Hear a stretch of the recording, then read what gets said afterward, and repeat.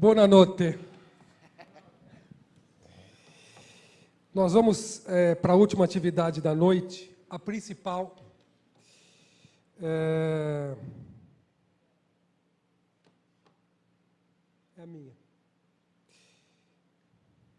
Eu quero mais uma vez relembrar que, além dos alunos que estão presentes aqui no campus da FEI, nós estamos lá na internet, naquela câmara, com 9 campos: Ribeirão, Salvador, São Luís, Rio Grande do Sul, Mato Grosso, Paraná, Santa Catarina e Minas Gerais.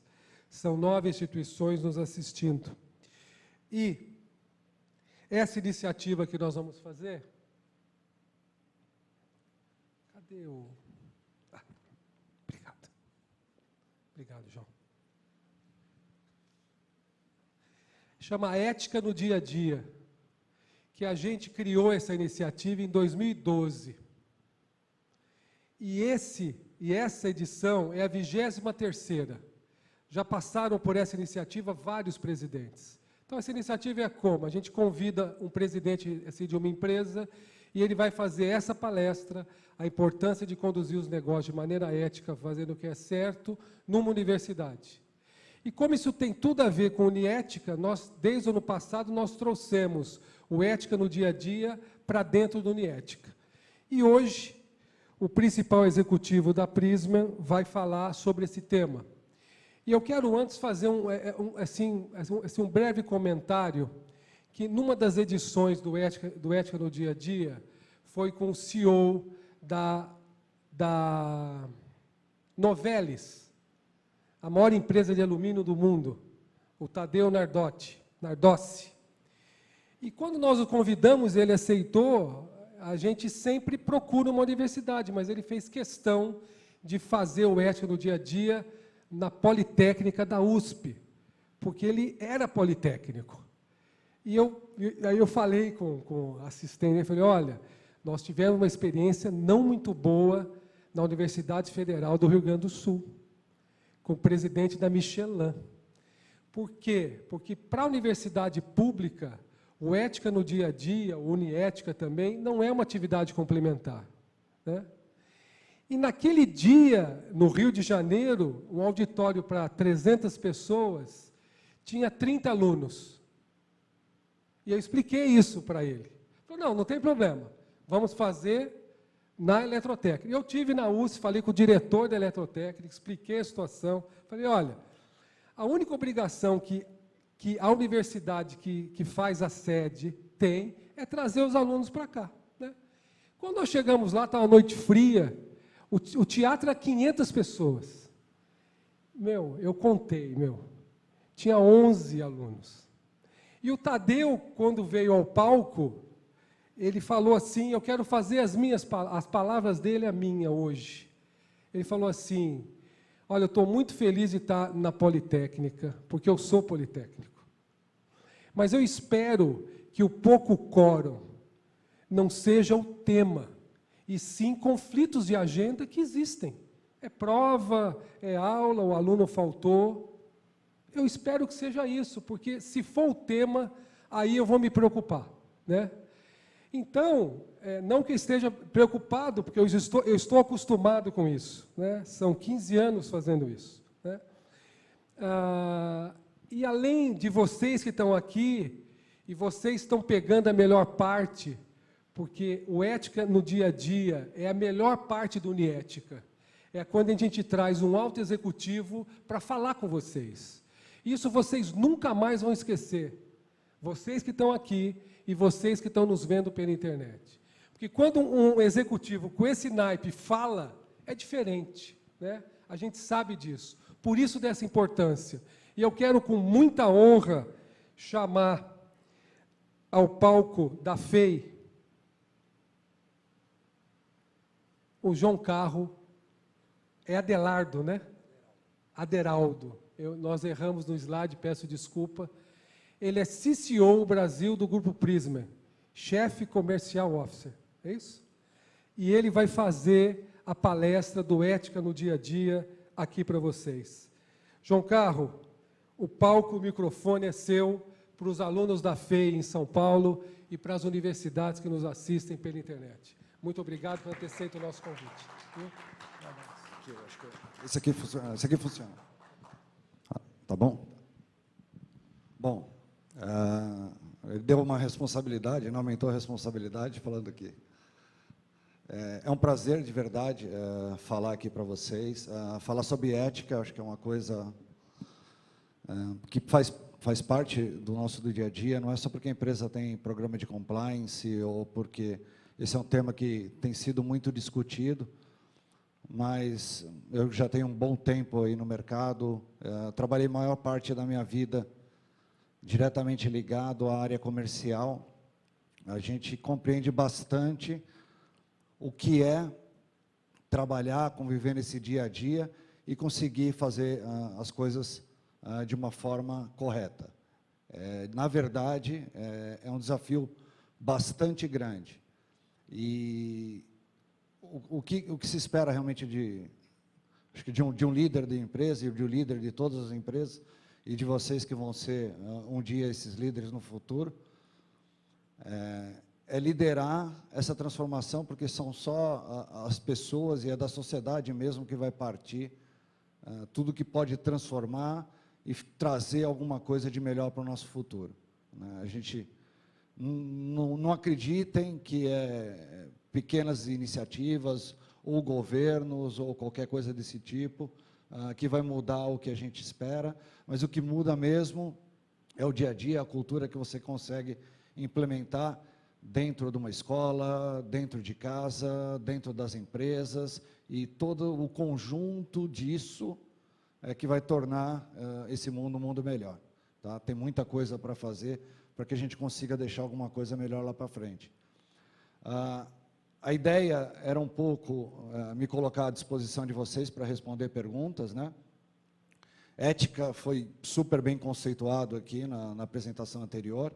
A gente falou um pouquinho do que a Prysmian tem feito, com foco muito mais no que são ações internas em relação ao que a gente quer de verdade, que se transforme dentro da nossa empresa, na nossa cultura, seja nos valores éticos, seja na busca da diversidade, né, de trazer novas formas de pensar, de ampliar essas discussões dentro da empresa, porque isso é, de verdade, muito positivo e muito importante para que a gente se prepare para o futuro. Ter essa diversidade, não só de gênero, de idades, pessoas de diferentes maturidades, de diferentes culturas, que pensam e que vê o mundo de formas diferentes, é importante para que uma empresa se desenvolva. Né? Então, todas essas coisas que são muito importantes para a gente quis dar um foco aqui e falar um pouquinho. Eu, sem pretensão de conceituar a ética, eu trouxe alguns slides aqui, mas para falar um conceito básico para mim, todas as nossas decisões, os nossos comportamentos, isso aqui se encaixa perfeitamente com tudo que já foi falado. Eu acho que os conceitos, a gente roda, mas eles terminam sempre num único ponto.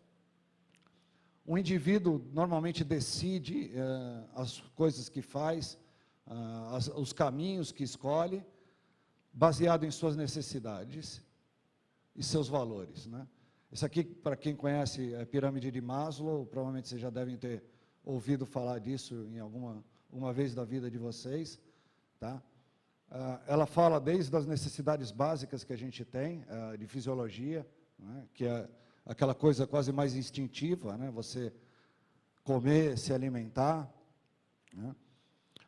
De segurança, a necessidade de você se proteger, essas aí talvez sejam as necessidades que surgiram mais rapidamente quando o ser humano passou a ser ser humano, e a realidade para, inclusive, animais e etc., até as que são mais características da verdade a gente, das relações pessoais, da autoestima, do conviver em sociedade. Tá? Então, basicamente, tudo que a gente decide responde a alguma necessidade que a gente tem. Né? Disseram que essa pirâmide aumentou, hoje tem o Wi-Fi, né? Diz que ninguém mais vive sem o Wi-Fi. depois da crise dos combustíveis aí que a gente teve com a greve dos caminhoneiros, todo mundo descobriu que a gasolina é essencial, a gente não consegue viver sem ela, né? Mas essas necessidades, na verdade, a forma como a gente busca, que a gente corre atrás delas, ou os caminhos que a gente escolhe, sempre tem um filtro, né? E esse filtro é um filtro dos nossos valores, né?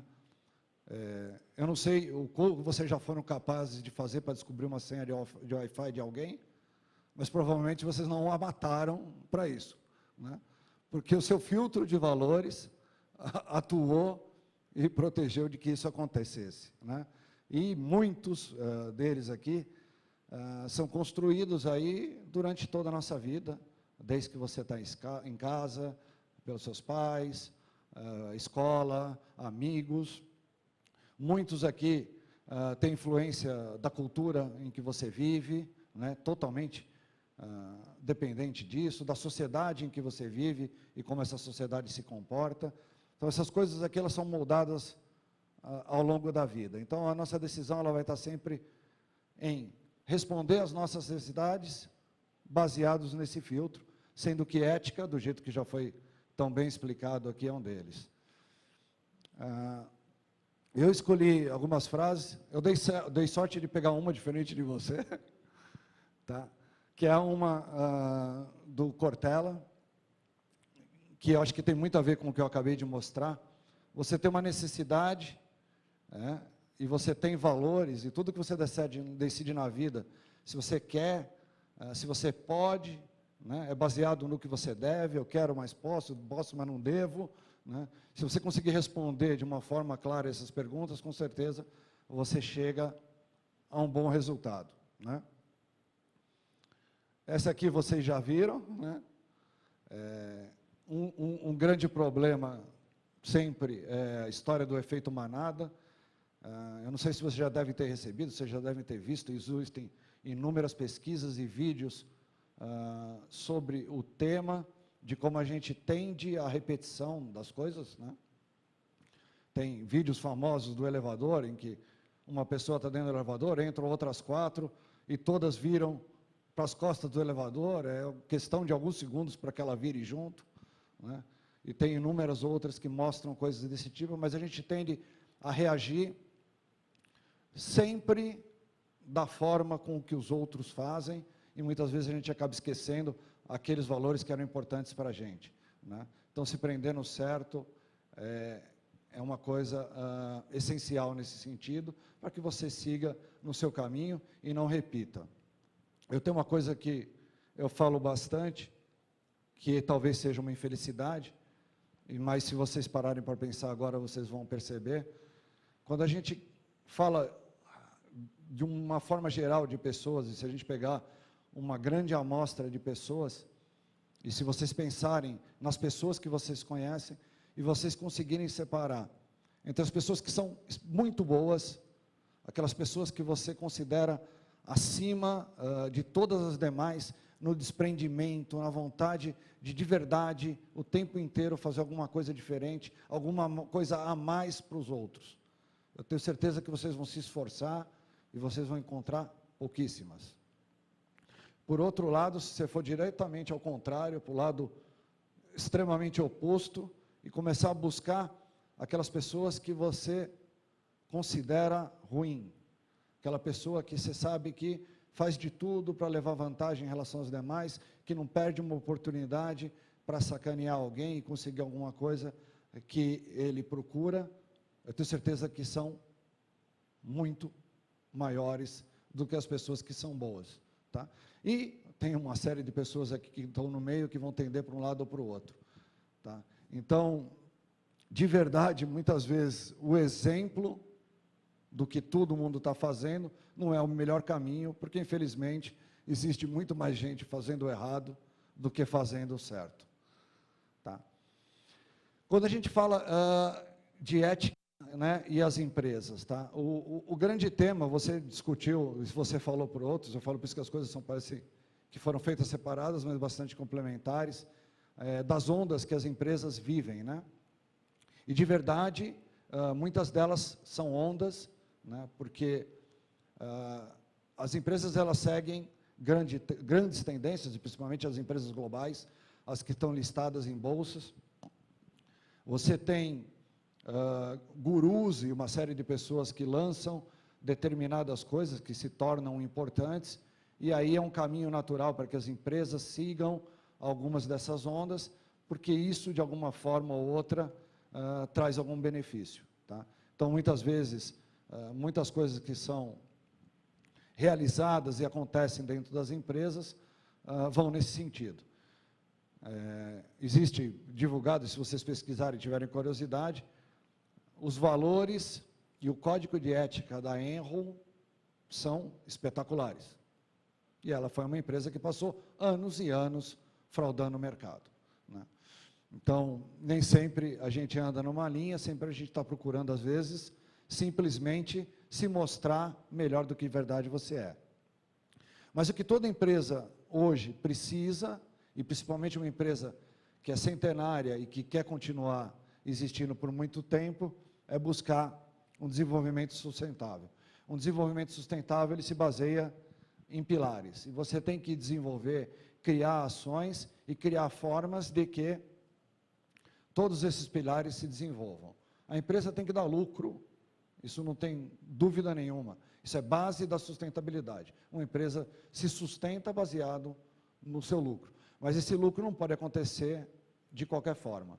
Ele tem que acontecer de forma ética, respeitando os stakeholders, todos do ambiente que a empresa está envolvida. Esses são acionistas, né, que muitas vezes somos nós mesmos aqui, diretamente, como o Sandro falou, que alguns colaboradores da Prisma fazem, ou indiretamente, porque todos aqui, independente de comprarem ações de empresas ou não, investem dinheiro em fundos, esses fundos compram ações de empresa.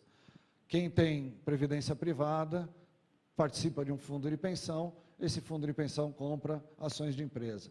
Se você contrata um seguro, esse seguro armazena dinheiro, porque ele vai precisar de dinheiro no dia que tiver um sinistro, esse dinheiro é investido em ações de empresa. Então, de alguma forma ou outra, o dinheiro circula para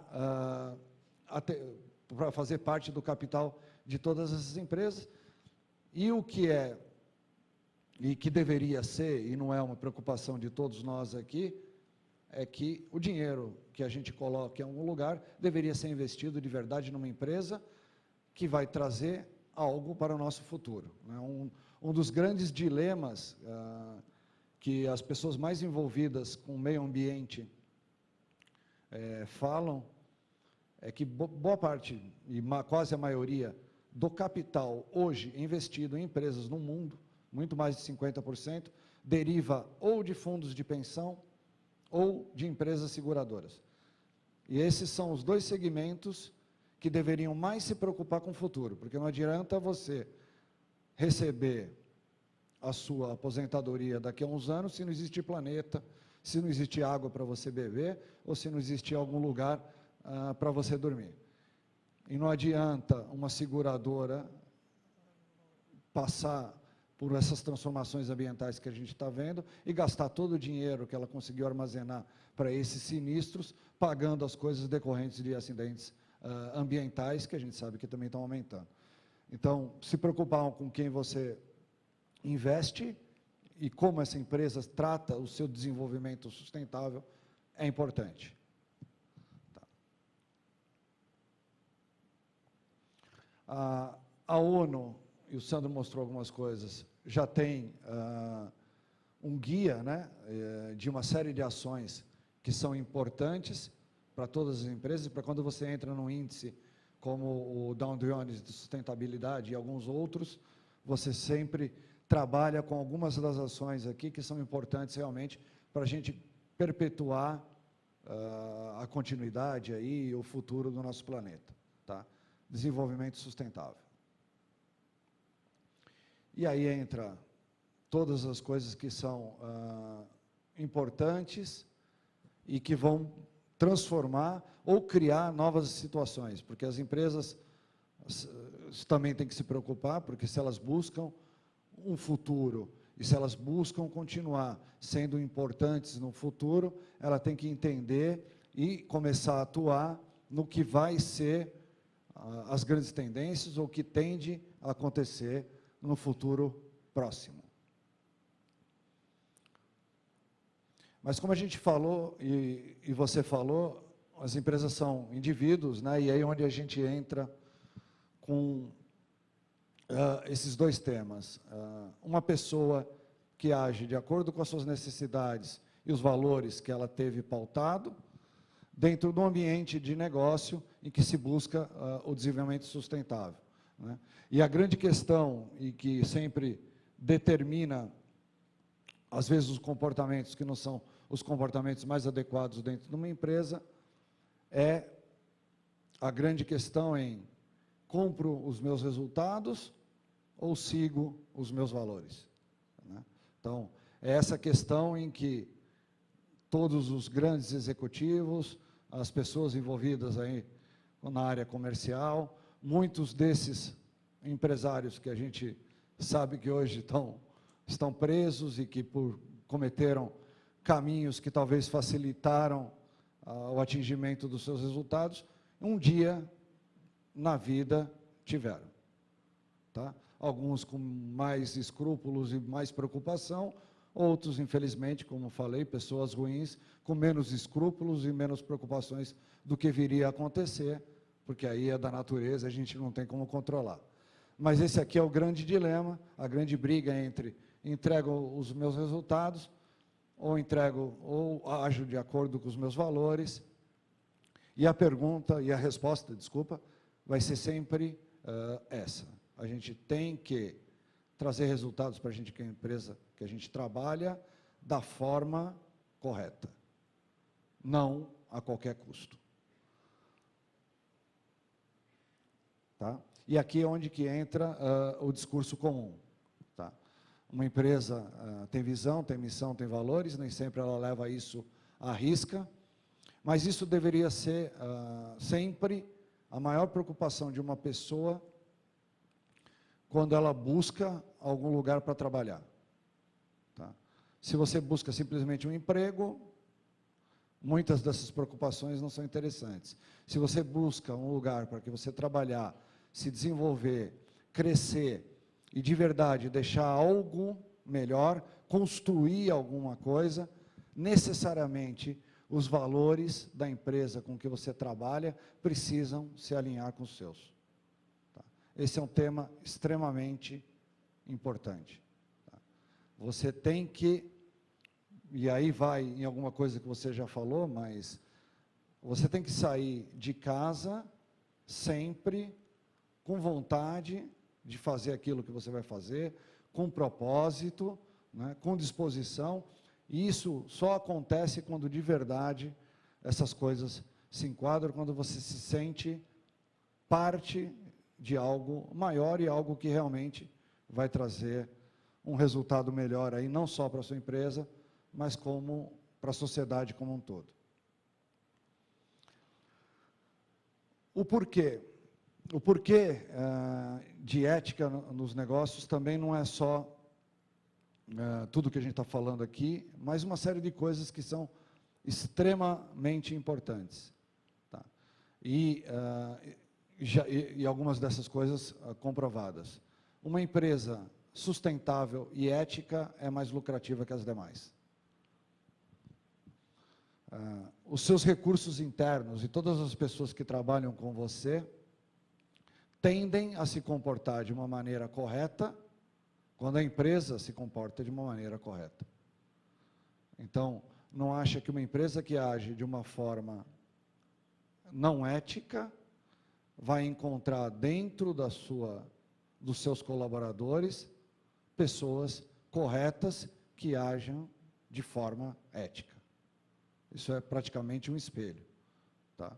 Uma empresa que, de qualquer motivo, frauda para obter lucro, tenha certeza que os seus colaboradores a fraudarão, porque também querem fazer parte dessa brincadeira. Tá? A reputação. E aqui talvez seja a coisa mais importante. Destruir uma reputação é muito fácil e rápido, e reconstruir ou construir uma reputação é extremamente difícil. Tá? Uma marca se leva muito tempo para se construir, uma marca se leva séculos para se construir, se consolidar. E você destruir é muito fácil. A gente pode falar aqui, eu não vou citar nunca nomes, mas vocês vão lembrar aqui de um grande número de empresas cujo nome já traz para vocês de cara alguma coisa ruim, porque essa empresa se envolveu com algo que não era correto. Tá? E, por final, como um pouco que eu te falei, a sustentabilidade do seu negócio. Não existe possibilidade de você construir futuro sem se preocupar com esse futuro, sem trabalhar para esse futuro, sem fugir das ações de curto prazo, as ações que te trazem resultados, mas não se constroem de forma sustentável. Uma empresa cresce de forma sustentável, aos poucos, fazendo o que é certo, de forma correta. Tá? Então, essas coisas aqui, elas são as mais importantes para nós, quando nós nos comportamos de forma ética dentro de uma empresa. Tá? Isso é o que eu tinha para falar, era criar aqui um rápido contexto para me colocar à disposição de perguntas. É isso mesmo. Quem vai perguntar hoje? Tem mais corajosos? Onde é que está o Xará? Foi embora? Está aqui. Ele pergunta. Ele começa. Vai lá perguntar, para você sair da imagem. Por favor.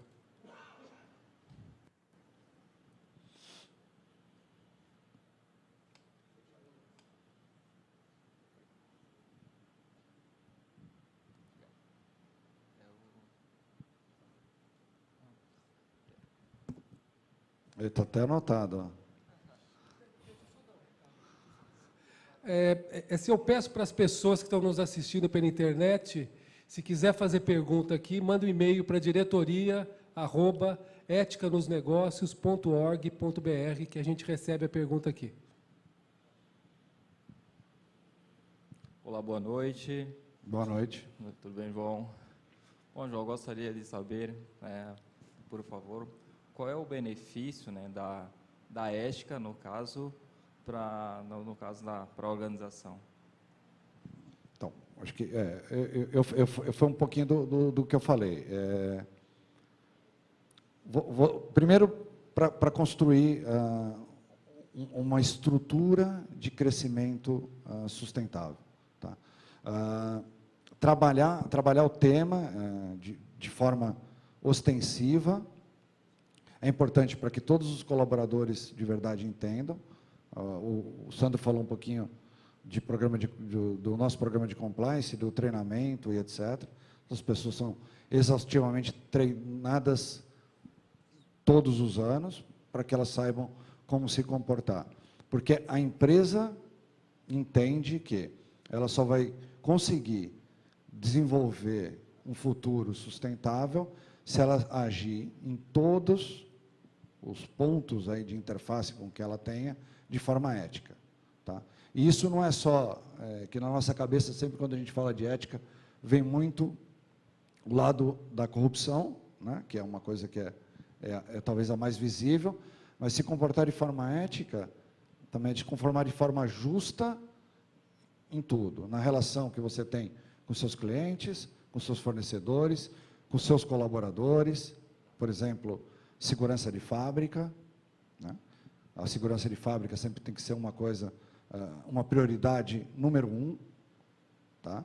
E isso, numa empresa responsável, nenhum acidente dentro de uma fábrica deixa de ser discutido em todos os níveis, inclusive o CEO, porque é uma coisa importante que tem que ser coibida, na diversidade, em ser uma empresa que permite que todas as pessoas tenham oportunidade, todas as pessoas possam se desenvolver, que todas as pessoas possam ter acesso ao que a empresa de verdade tem para oferecer. Então, ser ético é ser correto em todos os níveis de relacionamento que você tem internos e externos, comunidade, meio ambiente, e aí vai pela frente. Então, tudo que a gente já abordou esses 2 dias, a questão da ética nas organizações, contribui, de certa forma, para trazer vantagem competitiva para a organização. Eu não tenho dúvida, é importante para a organização. Traz resultado para a organização. Bom, João, muito obrigado, viu? Nada. Boa noite. Tchau, tchau. Valeu.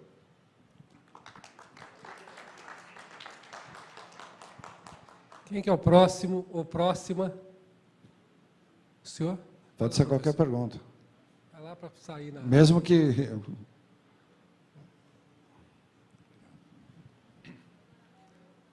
Olá, obrigado pela presença, a apresentação excelente.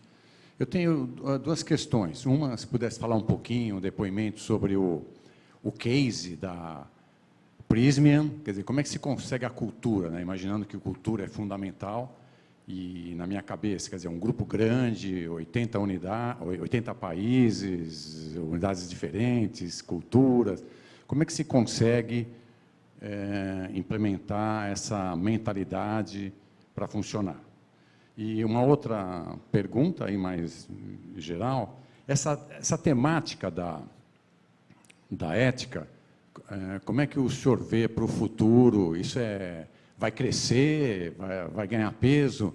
Se a gente imaginar, na minha cabeça também, não sei, fica à vontade para falar, países como o nosso, que está em desenvolvimento, uma realidade, e países mais desenvolvidos. O que seria, imaginando para o nosso alunado, o que seria daqui a 10 anos, 20 anos, 30 anos, esse mesmo, por exemplo, que a gente está fazendo aqui, esse esforço, né, do Douglas, tudo, o que seria isso? Então, bom, vamos falar primeiro de cultura. Transformar cultura é difícil, não é uma coisa fácil dentro de uma empresa. Tá?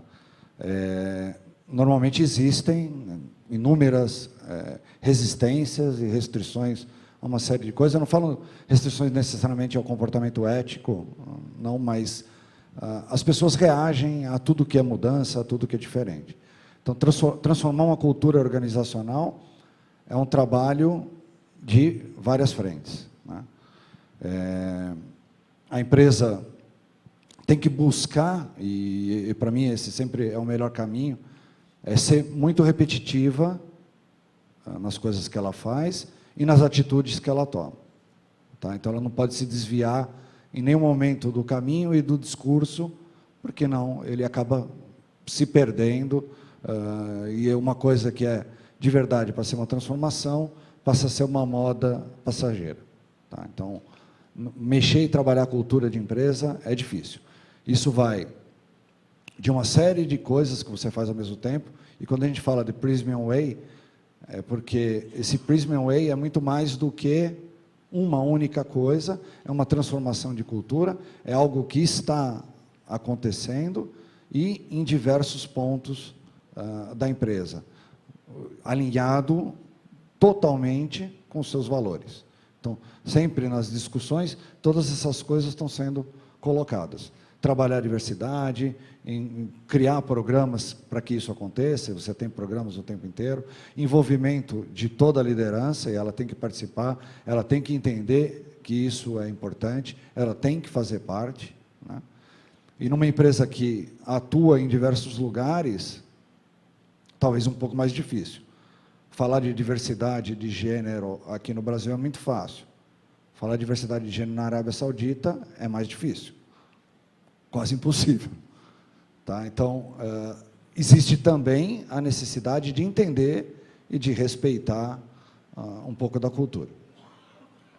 Falando de Brasil, a gente talvez, e aí não sei, a gente passa por um momento que talvez seja um dos piores na nossa história, em termos de falta de representatividade. Eu acho que isso talvez não seja um problema exclusivo do Brasil, seja um problema global. A gente vê o que tem acontecido na política no mundo inteiro, né?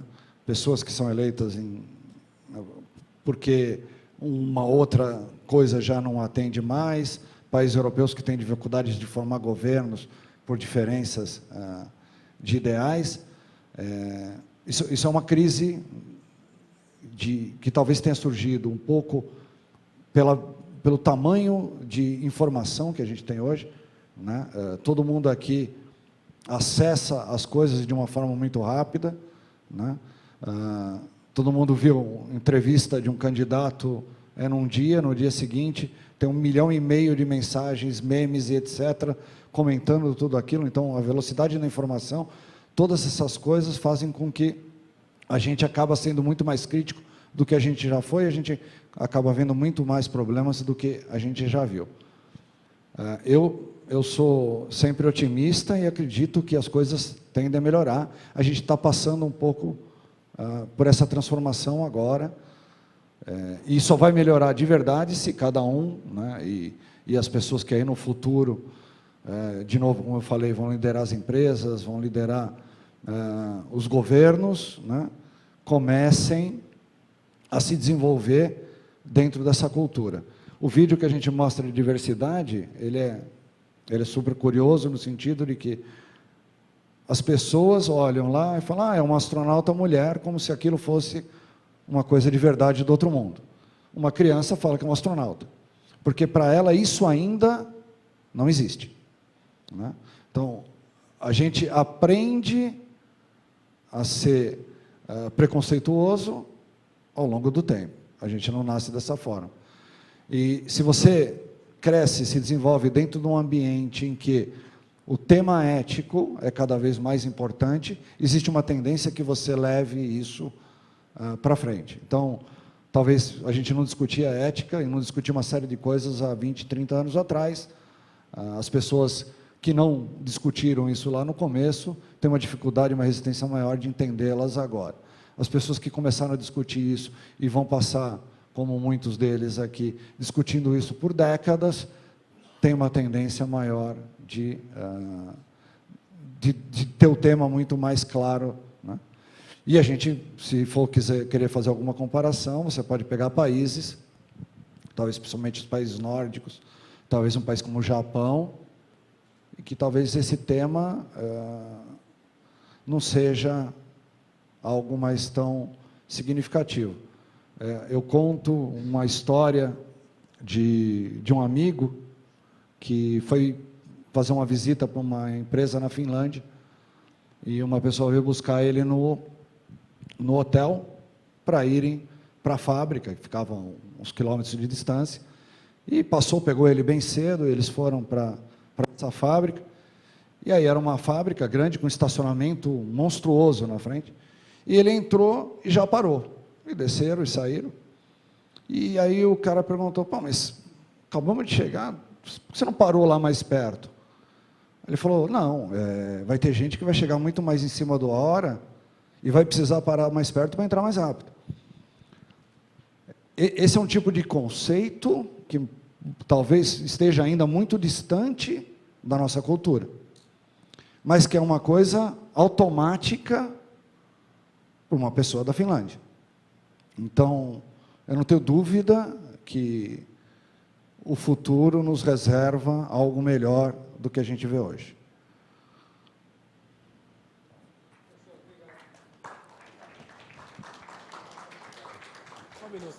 Só um minuto só. O João Carro, chegou uma pergunta aqui da Maiane Souza, do curso de Administração da Faculdade do Estado do Maranhão, FACEM. Hoje em dia, em tempos de maior utilização das redes sociais, os dilemas éticos que o ser humano enfrenta têm mudado? Então, eu acho que o que, na verdade, a gente tem é muito mais informação. E talvez o maior problema das redes sociais é que a gente tem informação que nem sempre é verdadeira, né? Então, também é um outro dilema que é colocado para as pessoas o tempo inteiro, é o do que você recebe, que é verdade, e o que não, né? Porque a gente forma as nossas opiniões, a gente forma o nosso caráter baseado em uma série de coisas que a gente aprende, que a gente vê, que a gente lê, né? E o cuidado que a gente tem que tomar é para que a gente não forme esse caráter baseado em tudo o que nos é oferecido, né? E esse talvez seja um grande dilema. Mas eu acho que a grande dificuldade, um pouco da ansiedade mesmo que você comentou do mundo moderno, e a gente vive isso, não tem quem, e eu me incluo nessa, que não fica desesperado por ficar algum tempo sem olhar para o seu celular. Tá? Não tem, eu me incluo nessa, não deveria, mas é a realidade. A gente vive bombardeado de informação e a gente não consegue mais viver sem ela, né? Então, isso gera ansiedade, isso gera confusão, isso gera preocupação, porque, às vezes, para formar uma opinião, você tem esse grande dilema em função de tudo que você recebe de vários lugares, coisas que são completamente opostas, né, em termos de posicionamento. Isso te aflige, porque você consegue, às vezes, encontrar coisas positivas aqui e ali, né, mas a gente vive num mundo que o pessoal sempre rotula que ou está aqui ou está ali, né, e você vive nesse meio de saber de verdade onde você está. Eu acho que se existia uma aflição, se existia uma dificuldade em função disso, do volume de informações. Por outro lado, a gente nunca se comunicou tanto, a gente nunca teve tanta possibilidade. Tem muita gente que fala que as redes sociais afastam, eu não acredito nisso. É uma forma diferente de você se relacionar. Uma forma diferente de você ter contato e trocar informações. É uma forma mais rápida e talvez mais fria, mas é o que a gente está vivenciando e que talvez vai mudar aqui daqui a alguns tempos, eu não sei para quê e para que forma, mas a única certeza é que alguma coisa nova vem ali para frente. A questão da cultura, achei legal a pergunta. Eu estou há bastante tempo, então faz 5 anos que a gente implementou um programa de avaliação individual. Então, todo mundo tem uma conversa séria e de alto nível com o seu líder, né? E, dentro disso, a gente tem as características que a gente espera dos funcionários. Trabalhar em equipe, assumir o negócio como o seu, e você vai ter aquela conversa anual, pelo menos, e vai ter metas, e vai fazer um acompanhamento. Nessa conversa, a gente está aplicando muito o coaching, certo? Sim.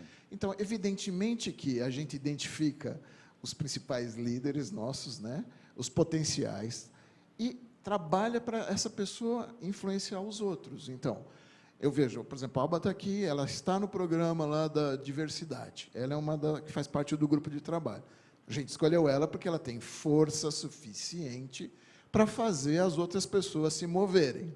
Então, existe muito esse trato pessoal, ou seja, 1 a 1, tanto nessa reunião anual, como escolher as pessoas e ampliar a visão dela, e não vai dar resposta para ela.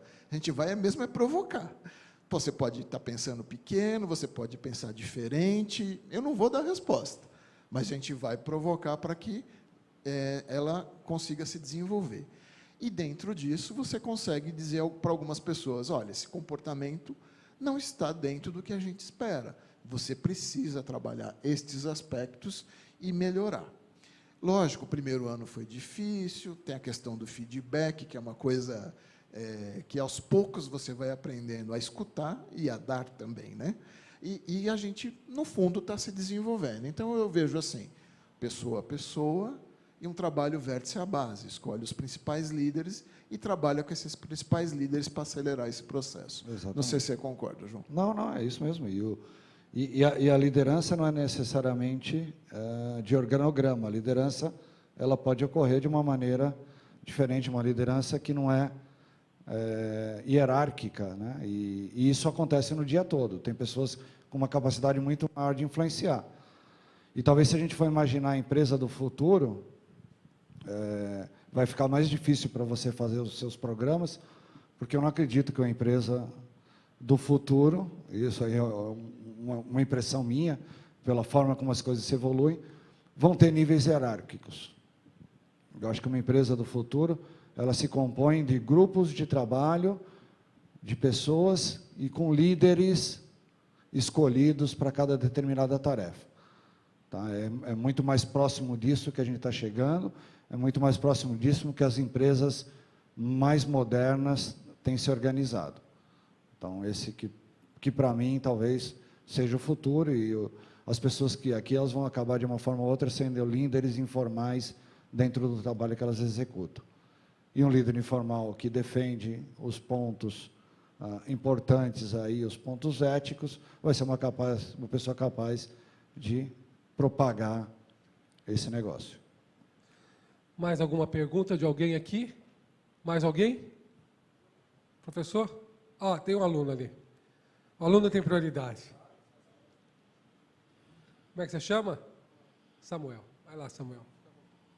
Boa noite. Boa noite, tudo bem? Prazer. Pensando nessa questão da ética, em relação a como a empresa tem um crescimento elevado, nós visualizamos no slide pelo diretor, passado pelo diretor, e eu verifiquei que vocês realizam fusões com algumas empresas que já estão no mercado. E como que vocês fazem essa leitura no ambiente organizacional em relação à ética e como é implementado sobre eles aquilo que vocês têm como ética?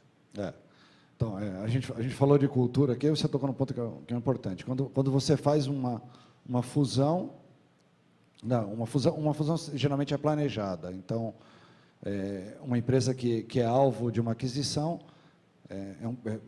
demanda um estudo que é bastante complexo em relação às coisas que vão ser interessantes.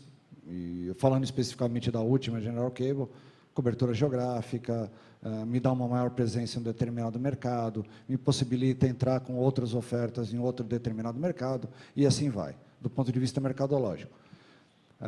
Quando você olha para o organizacional, aí sim, sempre vai ser o maior desafio. Como é que você traz para dentro culturas diferentes, né? Não teve o desafio do aspecto ético. Essa empresa é uma empresa norte-americana, com seu programa de compliance, etc. Então, esse ponto de vista do que é certo, do que é errado, é sempre importante. E já estava lá. Mas a forma como as coisas são tratadas, a forma como você avalia pessoas, a forma como você promove pessoas, a forma como você lida no dia a dia das pessoas, como você se organiza como empresa, é completamente diferente. E aí, é um processo que a gente está vivendo agora, porque essa última aquisição, a gente está junto, estamos juntos, ainda em escritórios diferentes, mas desde 6 de junho, tá? Então, mudou todo mundo, minha equipe mudou toda, uma mistura de todo mundo. A gente já tem uma nova organização, a gente já tem as pessoas trabalhando de forma organizada, e, como o Sandro falou, é o dia a dia, é o feedback, a influência que a gente consegue em cada um, as pessoas que você traz, e quem você escolhe, geralmente, para liderar, são as pessoas que têm essa maior facilidade, maior capacidade de se adaptar a uma mudança e de transmitir essa mensagem de forma positiva, né? Porque a primeira reação a qualquer coisa que é diferente ao que a gente vive é negativa. Nós somos seres que gostamos do que é estável, né? É natural. Tirar as pessoas dessa inércia, transformá-las, é uma arte. Então, a gente tem que construir e escolher as pessoas certas que podem nos ajudar a fazer isso. Tá? Mas é um dia a dia, conversa, feedback, a mudança. Você cria alguma coisa sempre, que a gente chama de um guarda-chuva de cultura organizacional, né? Mas isso não se permeia se você não consegue fazer isso fluir no dia a dia. Obrigado.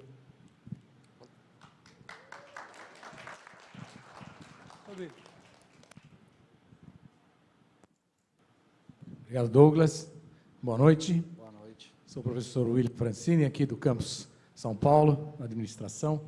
Muito obrigado pela presença. Peço desculpas não ter conseguido, estava na colação de grau, não conseguia estar aqui desde o início. Não tem problema. Mas eu gostaria de saber se você poderia contar para a gente algum caso real, dentro dessa rede verdadeiramente planetária de 80 nações aí interligadas nesse grupo, de um caso não positivo, alguma situação aí que tenha de fato ocorrido, e que principais ações são tomadas em situações como essa, né, no curto prazo, com ações corretivas, e outras ações que você vai executar ao longo do tempo, em médio e longo prazo, aí já mais preditivas ou preventivas, enfim. Não sei se você teria algum caso ilustrativo. Ó, assim, um caso que eu lembre significativo, não. Mas o que eu posso falar, você dentro da empresa você tem os caminhos de denúncia, os caminhos de averiguação e a forma com que a gente faz a apuração totalmente isenta do que é o dia a dia e tal. Porque, geralmente, o grande problema de você ter denunciado um caso que seja de um comportamento não ético, e ele pode ser um comportamento não ético de qualquer tipo, pode ser um assédio, pode ser um suborno, pode ser uma fraude fiscal, um benefício qualquer em função de fazer alguma coisa ou outra, né? Que as pessoas realmente, às vezes, têm muito medo de fazer isso, porque você nunca sabe com quem você está falando, em quem você pode, né, de verdade acreditar e levar informação. Então, o que você precisa é criar os canais para que isso seja de verdade importante. E chegue e seja averiguado de uma forma separada. Dentro da Prisma, por exemplo, toda a estrutura de compliance, ela está ligada ao board, nem ao CEO global. Certo? Então, ele é uma pessoa que pode falar o que ele quiser, inclusive para o CEO. Tá? Então, esse é um caminho de você realmente dar importância e mostrar que aquele cara, quem manda nele, é o conselho de acionistas, não é, na verdade, o CEO. Ele está a parte disso. Ele trabalha a parte disso. Todos os canais trabalham a parte disso. E aí você tem que atuar de verdade naquilo que acontece. Não tem assim, uma coisa muito significativa, tem coisas pequenas do dia a dia, e a maioria relacionadas a assédio moral, que é a forma como as pessoas tratam as demais, e que tem que ser corrigido, as mais graves, com realmente um convite a deixar a empresa, né? Ou as talvez aí menos graves, com uma correção do que é a cultura da empresa, os caminhos que tem que seguir, as coisas que a gente acredita que são importantes, que devem ser feitas. Mas eu acho que o principal é isso. Eu posso falar que tem até mais que isso, porque o bônus de executivos, uma parte é retida, sempre por alguns anos, para assegurar que qualquer desfeito nesse meio tempo, esse dinheiro é recolhido. Tá? Então, essa é uma outra forma de dizer para todo mundo quão importante é. O Sandro comentou durante a apresentação dele, a classificação no Dow Jones Index, do DSJI, que é o índice de sustentabilidade do Dow Jones, é parte do bônus dos executivos. Então, se a gente não tiver uma boa classificação, que é feita fora, é julgada por empresas que estão avaliando o comportamento da empresa de forma ético e sustentável, você também não tem seu bônus. Então, esses sinais também fazem parte ali do dia a dia, né? Para que você transmita que a mensagem de verdade é importante. Tá ótimo, agradeço. Só mais uma questão, rapidamente. Você mencionou bônus, ações em bolsa de valores, não é? Quem participa na Prisma, né? Quem pode participar exatamente desse tipo de bonificação através da compra de ações E com que frequência a empresa, pelo menos aqui no Brasil, ela se reporta à Comissão de Valores Mobiliários, não é? Com uma conversa periódica, quero crer que pelo menos anual, prestando contas, enfim, para o pessoal da Bolsa de Valores, etc., inclusive em relação a essas questões éticas, né? Todas as ações da Prisma estão na Bolsa de Milão. Tá? Todas na Bolsa de Milão. Qualquer funcionário pode comprar. Tá? A gente tem planos, você pode comprar R$10 de ação da Prisma, você pode comprar valores pequenos, tem possibilidades até de você obter um empréstimo para fazer o investimento, sempre com incentivo. Então, você paga um valor que é muito melhor do que tem, porque a ideia da empresa é incentivar e fazer com que o maior número de funcionários possíveis participem do programa e tenham ações. Hoje, mais ou menos 1,5%, né? 1,5% do capital, né? 1,5% do capital da Prisma pertence aos funcionários da Prisma. Não há restrição, quer dizer, todo Não. funcionário que tiver interesse, inclusive recebe certamente orientações de como fazê-lo, quais os benefícios, etc. Tem os benefícios, tem os riscos, né? A gente está falando de uma ação sempre tem os seus riscos, tudo isso é apresentado e demonstrado, né? O brasileiro, e até uma coisa engraçada, porque o brasileiro não tem uma cultura de ação de empresa, né? Em outros países a gente tem essa cultura muito mais forte, nos Estados Unidos é extremamente forte, as pessoas investem para a velhice em ações de empresa. Aqui a gente ainda não tem essa cultura tão penetrada aí, e mesmo assim, no Brasil, a gente tem uma participação bastante grande, né, como o Sandro já tinha falado. O que é bacana, o que a gente fica feliz, porque são pessoas que de verdade acreditam na empresa. Você passa a ser um sócio da empresa. Né? Maravilha, excelente, obrigado. Prazer conhecê-lo. Valeu. Valeu, professor. Bom, João Carro, agradeço a sua participação. Obrigado. Obrigadíssimo. É uma honra tê-lo aqui, viu? Obrigado Você mesmo. pode sentar, por favor. Joia.